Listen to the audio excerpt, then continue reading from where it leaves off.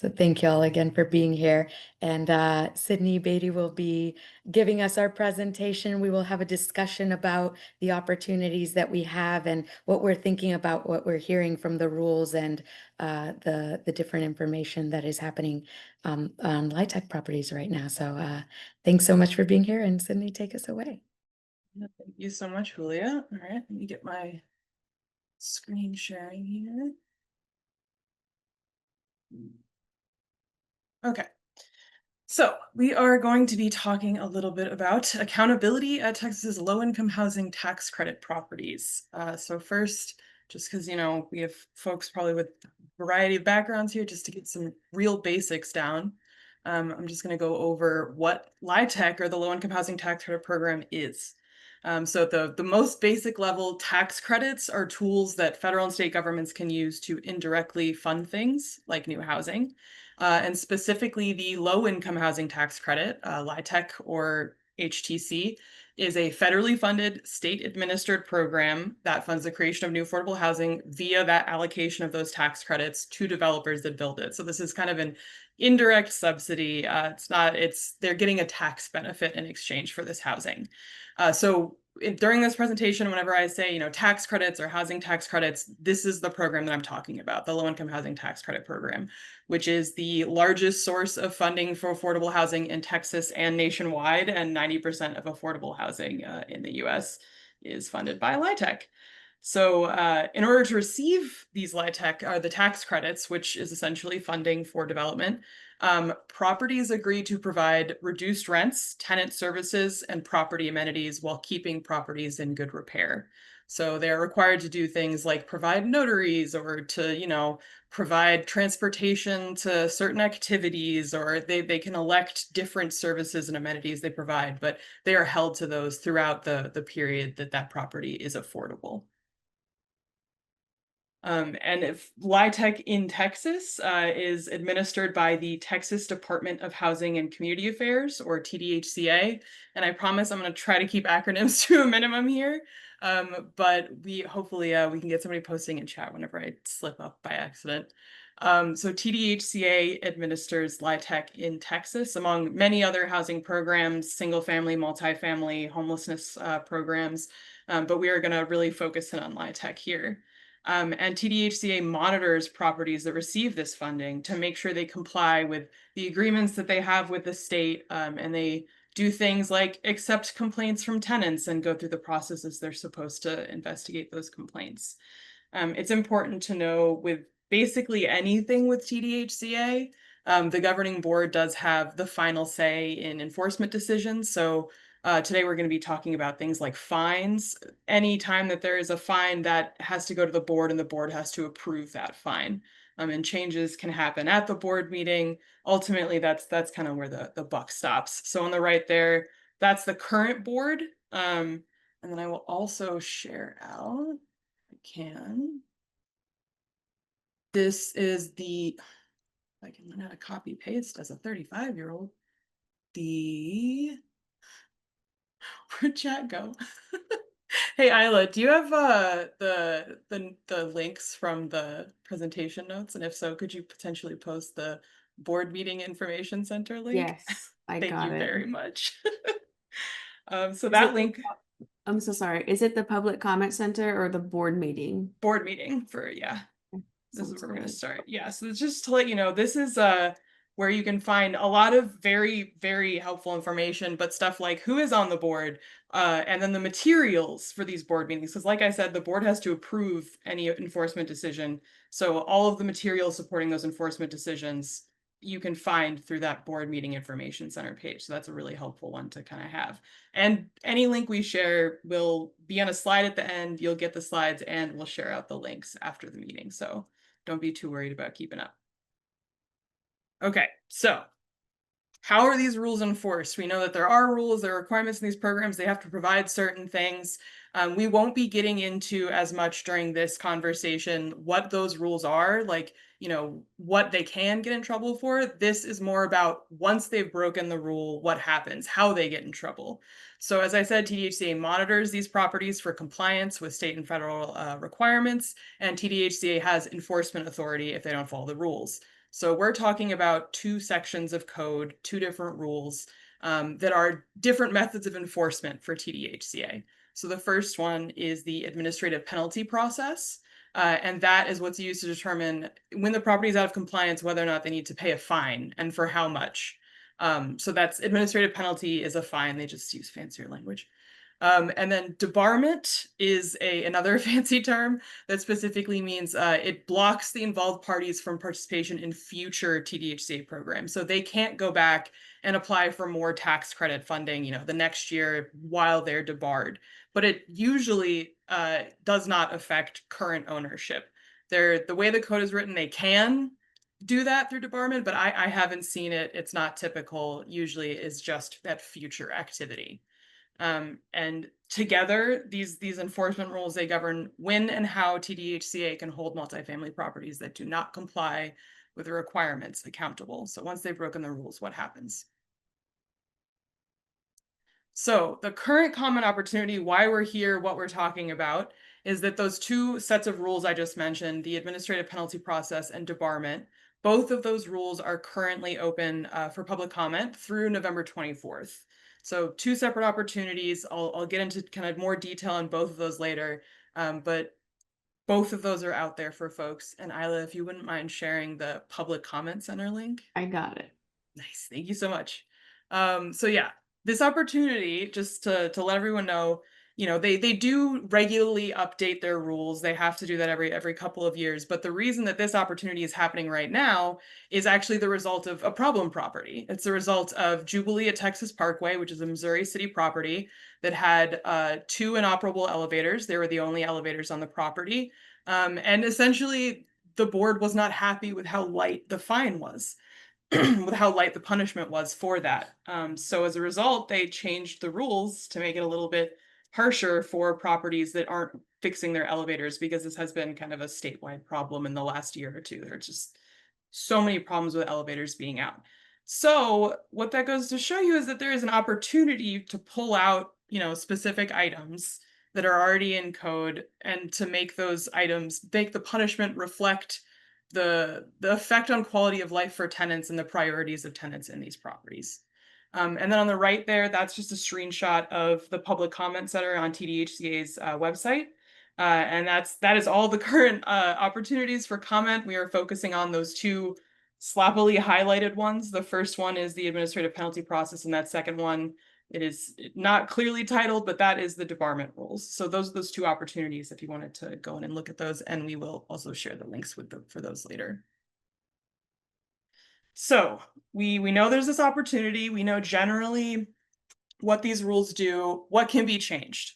There are obviously other opportunities here, but I'm going to be focusing on kind of the clearest, especially given the example of what they're doing with elevators. This kind of follows that example. So what we can do, number one, we can absolutely recommend higher penalties for items that already result in fines in code. There is a state law maximum. I think it's $1,000 per violation, but lots of these are below that, so they can be increased. Second, we can recommend new items that should result in specific fines.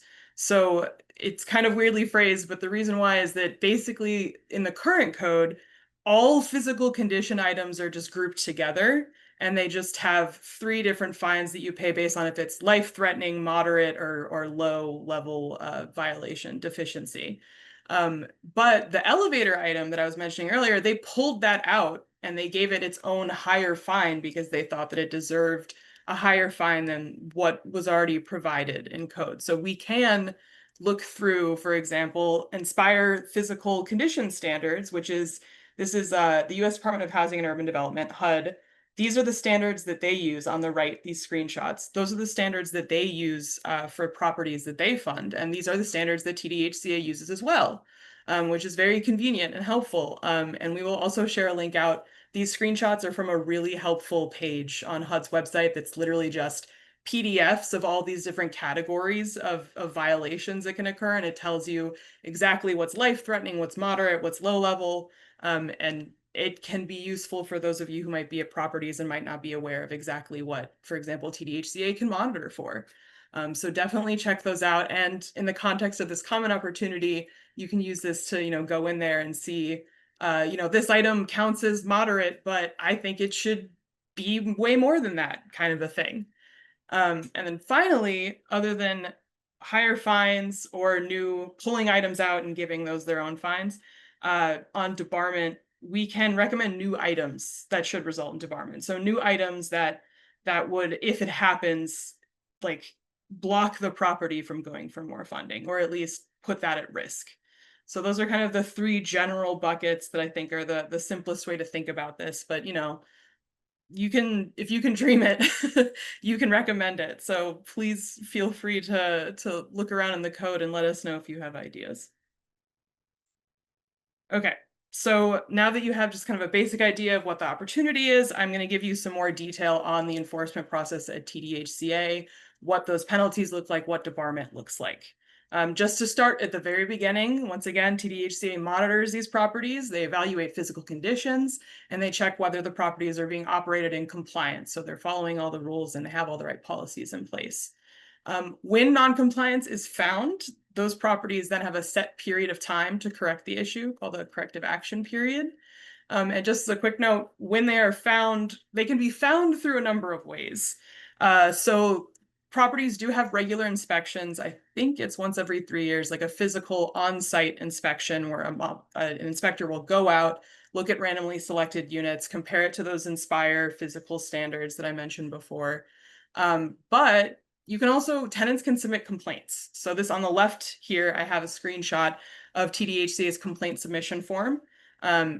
Any tenant can submit a complaint to TDHCA. It doesn't just have to be for physical conditions. It can be for an issue with policies at the property that might not be in line with requirements.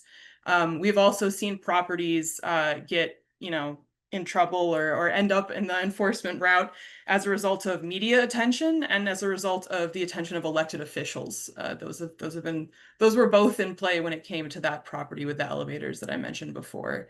It got a lot of attention for sure. So once TDHCA knows there is an issue, which can be a little bit tricky, but once they know it's an issue, staff may recommend that the enforcement committee, which is made up of TDHCA staff, and it's just kind of the first step once a violation has occurred and once it's down the route of enforcement, it gets recommended to the enforcement committee. And they begin an administrative penalty process by scheduling what's called an informal conference. And when they schedule that conference, they will also set a final corrective action deadline. So there's like one last final chance to get in compliance. And this committee, the enforcement committee, they consider fines and debarment at the same time.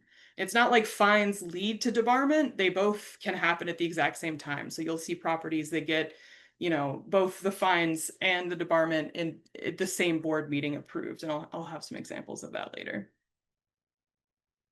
So there's a lot of text here, and this will be the most text of the presentation, and there's a good reason for it. And that is that everything here that is not bolded is essentially an option for a property to not get in trouble once a violation has occurred. Properties have many opportunities to come back into compliance. They can correct the issue before a conference is scheduled. They can create a reasonable plan that the enforcement committee accepts. They can correct the issue once the conference has been scheduled, but before the final deadline. Then they get off the hook with just a warning letter, but no fines. There are some exceptions when there are repeat violations that just automatically kind of have to go down that route. But there are a lot of options to get out of that end fine stage. So once an informal conference is actually scheduled, the results from that informal conference might be closing the matter, saying no fines now, but maybe in the future, an agreement to correct it with a clear timeline. And then finally, at the very end, the two options that can result in fines. So they can decide, they can come up with an agreement to correct the issues with fines, or they can have a notice of violation and fines, which could result in a formal case hearing if the property rejects that notice.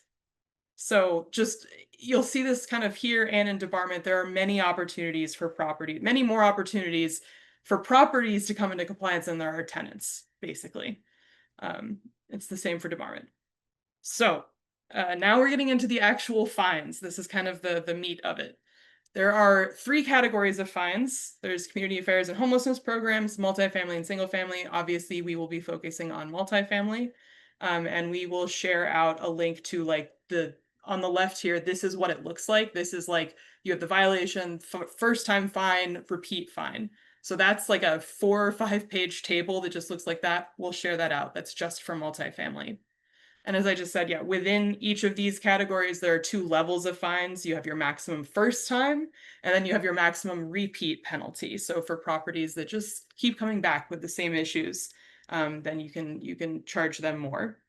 And as I said, there's a state law maximum, $1,000 per violation, but a very important caveat to that for tax credits is that each day a violation occurs is a separate violation.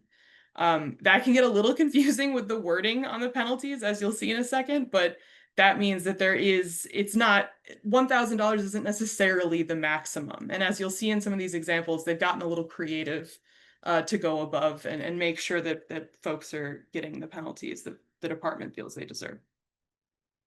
So just to start us off, I mentioned a couple times that they kind of group together all those physical inspections, physical conditions issues. So that's like the first item that you'll see there when you look in the table is violation of physical condition standards, NSPIRE. And NSPIRE is that screenshot with all the lists of the different categories. That's that federal standard for physical conditions that they're held to. And like there's tiers. So if it's life-threatening, it's 500. If it's moderate, it's 250. If it's low, it's 125. And then they can, on top of that, for life-threatening or severe, they can do an extra $100 per day if they're 6 months after the corrective action deadline. So after a lot of time to fix these issues, if they still haven't fixed them, then they can start doing $100 per day. And then it's about double. It is about double. Yeah, it is double for the repeat offenders for physical issues. And I'll go through these, relatively quickly. We can come back to them later if folks are interested, but I do have quite a few of these that I just want to give you an idea of kind of what these fines look like and what the levels are. So a fair housing violation, $1,000, that's the maximum without getting creative. Owner did not allow on-site monitoring or did not notify residents. So like not allowing an inspection to happen, not telling tenants an inspection was going to happen, which would result in inspectors not being able to go in the tenants' units. So if the inspection can't happen, that's $1,000 per day. And then let's see, we have failure to maintain, oh wait, did I skip past? No. Failure to maintain reserve account. This reserve account is basically what the property is required to have on hand for repairs, for capital expenditures. And if they don't maintain that account, then they get a $1,000 fine. Non-compliance with utility allowance requirements. Those are policies that determine how much tenant is paying in utilities to make sure that utilities plus rent isn't going over the maximum rent amount. So if they miscalculate that or they're not complying with the requirements, then they get a $50 per unit fine. If low-income units are not being leased to low-income households, that's a $1,000 per violation fine. So you see that kind of like, it's a little unclear to me the difference between like per violation per day, if per day is per violation, but you can see that they're working with a $1,000 maximum and kind of getting creative from there. I also wanted to highlight some accessibility stuff. So accessibility issues do appear a lot in here. If you're not complying with accessibility requirements, that's 1,000 per violation plus 100 per day if it's 6 months after the corrective deadline. If you're not complying with reasonable accommodation policies, so not anything to do with the actual provision of the accommodation, but like are the policies in place, are those correct? That's 500 per violation. But then if you do fail to provide a reasonable accommodation, that's 1,000 per violation. So some of these are higher than others. Okay, got 2 more of these.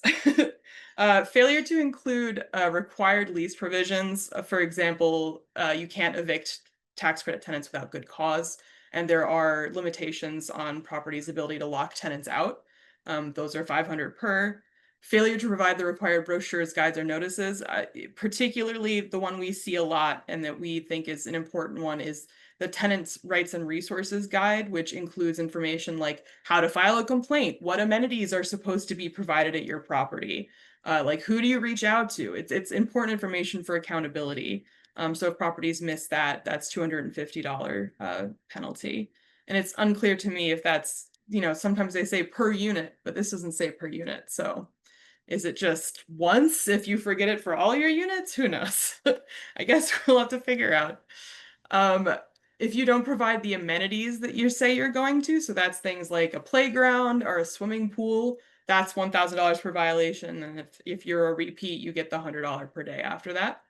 There's also a failure to provide services. So that'd be things like a notary or a food pantry or eviction prevention programs. That's $250 per violation per service. And then if, once you have your good cause evictions actually in the leases, you should, if you evict a tenant without, for any reason other than good cause, that's $1,000 per violation. And then finally, these are the ones that changed this year, or that they're proposing to change. So these are part of why this public comment period is available, is because they're proposing these changes. And first of all is that elevator item that I mentioned. So if you remember before, it was like, 500, 250, 125. Now it's, if you have no operable elevators, it's $1,000 per elevator plus $2,500 per week. And if you do have at least one operable elevator, it's 1,000 per broken elevator plus 500 per week. So that went way up from what was in what would have happened when it was just included with all the other physical condition standards. So I just think this is a good example to show that there is a relative flexibility in increasing the penalties on some of these items, even beyond the the flat 1,000 per violation kind of state rule. There is flexibility. And then the second one I want to highlight, it's failure to provide special needs housing. So that's like folks that need accessible housing, or follow preferences or limitations. And that would be things like some properties are required to set aside units for continuum of care referrals. So folks exiting homelessness. So if you were to say that you have those units, but you don't, that would be $1,000 per violation. Okay. We have Yeah. a question in the chat. All right. Adam, do you want to come off of mute? Because I don't think I want to read it wrong. Oh, thanks. I was just curious how you determine what amenities are supposed to be provided on the property.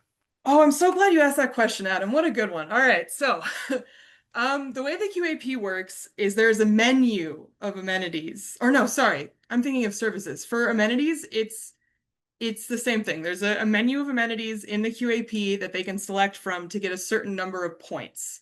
So the amenities side of things is supposed to be kind of baked into the application. Like it's supposed to be set in the LIHTC. So you should be able to find that information in the LIHTC is the land use restriction agreement. That's the agreement between the state and the property that like assures that affordability exists, that says you have to do these things.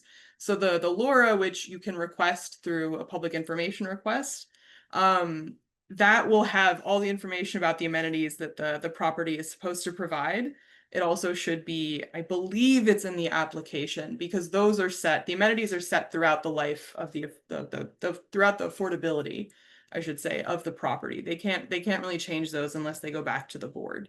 It's not necessarily the case for services, which they can kind of change whatever they want as long as they hit the same like number of points. So if they just swap things around, that's fine as long as it's the same number of points. It's a lot harder to hold properties accountable for services than it is for amenities. And so after the affordability period is over, they can drop the amenities? Yeah, I mean, the affordability period is, once it's over, the LIHTC is gone. The affordability period is what, I think 45 years is what they incentivize through the QAP now. And once that 45 years is up, the LIHTC is gone. There's no more affordability requirements. There's no requirements. Okay. I'm confusing the affordability period with the enforcement period, the 10-year. Okay. Yeah. Okay. So, okay. That's helpful. Yeah, but that's a good point. So, and this is, we're getting a little wonky here, so forgive me, but there's essentially two big, I don't know, marks of time in a tax credit property's life cycle. So there's the end of, I think it's the compliance period, I believe, which is at 15 years. Basically, the property doesn't have the same restrictions. Like it's still required to do the same things, but TDHCA doesn't monitor it as closely unless it's like a noted problem property. But that doesn't mean that the property doesn't have to do these things. It just means that TDHCA might not have as close of an eye on them. But I mean, that all the more reason too, if you see these issues in properties that are older than 15 years, but still in that affordability period, all the more reason to try to get enforcement rolling on those issues. All right. Now we get to do debarment. Okay, so debarment, as I said, is the process of blocking future funding. So they stay, their current properties they still have, but they won't be able to get more tax credits. And just to show you kind of what you, if you were looking through like board materials, for example, this on the right, that's the final order of debarment. That's the kind of thing that you would find being presented to the board for approval to debar, in this case. Olive tree, which I will give a little more information on in a second. But TDHCA can debar parties that have repeated violations. That's kind of the main theme here. If these problems have come up a lot of times, and in many cases, it's kind of like automatic, more or less, debarment. And part of the these new proposed changes are saying that they have to be past that corrective deadline in order to bar. I guess before that wasn't specific. I didn't necessarily see a ton of properties getting debarred before the corrective deadline period was up, but you know, just an addition, I guess. So there are kind of 3 ways parties can end up debarred, and this isn't exactly how the code is set up. So like if you go in the code and look through, it'll be familiar, but maybe it won't look exactly like this. But basically, there are 3 buckets. There's issues that can be referred for debarment. So the enforcer, or the referring staff, like whoever found the issue, they can refer them for debarment, but they don't have to. And then there are issues that have to be referred for debarment. So they're being referred to the enforcement committee to like decide whether or not they should be debarred. So in that case, it's you have to refer it to the committee, but they don't necessarily actually have to debar. But then the final option is it has to be referred for mandatory debarment. So there are issues that are supposed to be, you know, direct, straight train to debarment. You can't, no more money for you for at least a couple of years.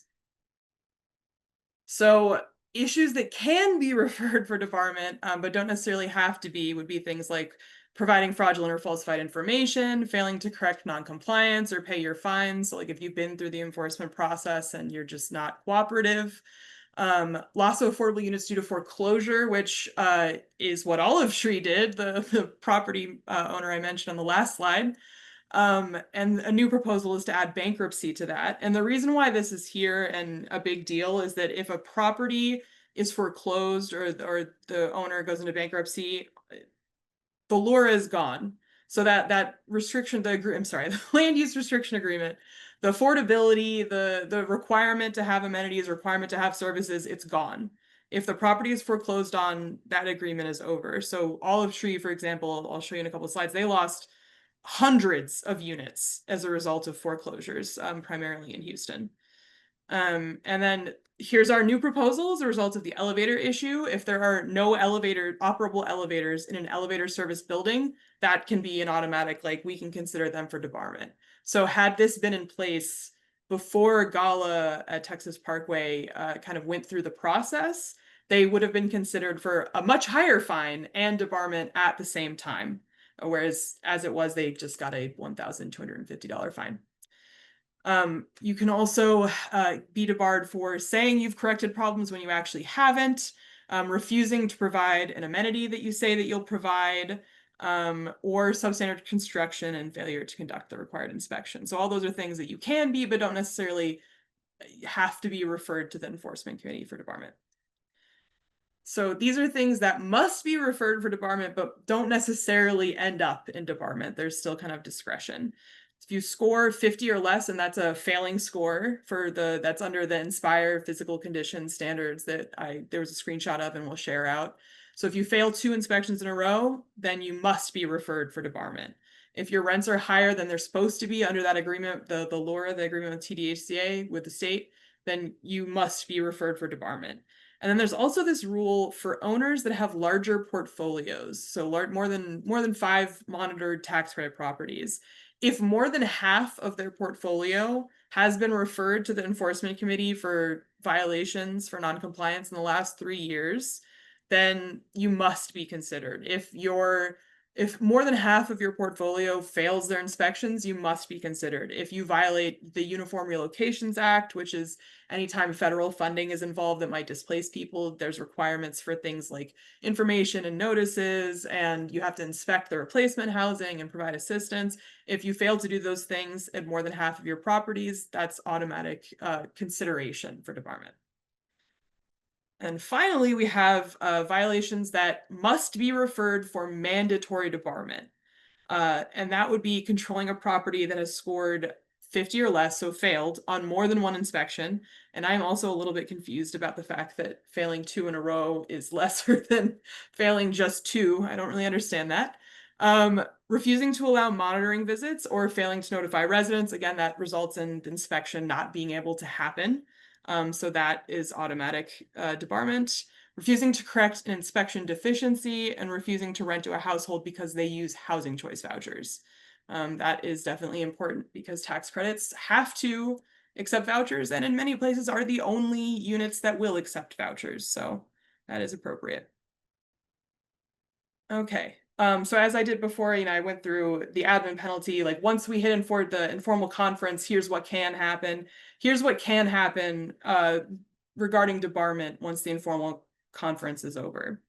And it's basically the same thing. It's basically like, well, they don't need to be debarred. They can either not be debarred, or they can just recommend to the executive director to debar them. They can request further information. And if the debarment is not mandatory, then they can just dismiss it. Or they can recommend a voluntary agreement, or just dismiss the matter with corrective action. So there are still options around debarment at that point.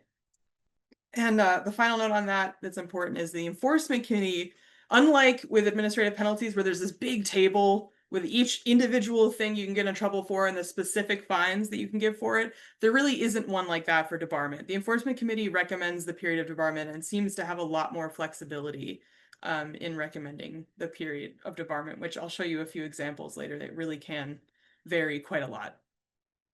So yeah, I'm gonna get into some examples here. And first, I'm gonna go admin penalties, debarment, and then the lucky properties that get both. So first, for properties that just got admin penalties, the one we've been talking about this whole time, Jubilee, sorry, I said it was Gala before. It's Jubilee at Texas Parkway in Missouri City. That's the property with the broken elevators. It was an elderly development. It resulted in folks being stranded on the second floor for long periods of time.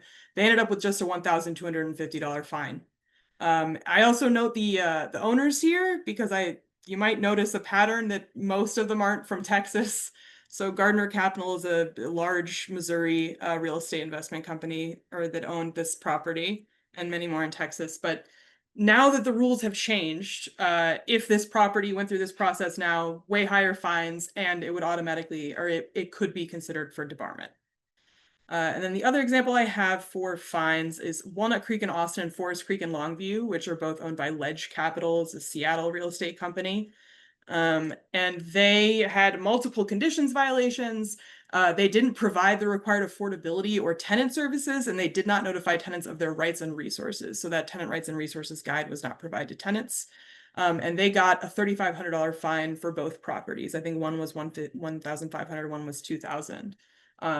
But relatively low kind of compared to some of the ones where if the property doesn't work with the department, that's when you see the really, really bad fines. So examples for debarment. First up, this is Olive Tree. I mentioned them earlier because they were in a screenshot of the debarment that I used in one of the prior slides, but they lost the Life at Timber Ridge 1 and 2, and the Life at Clearwood, and the Life at Westland in Houston and Fort Worth. Hundreds of units of affordable units that were lost as a result of that foreclosure. So they were debarred for 4 years until 2027.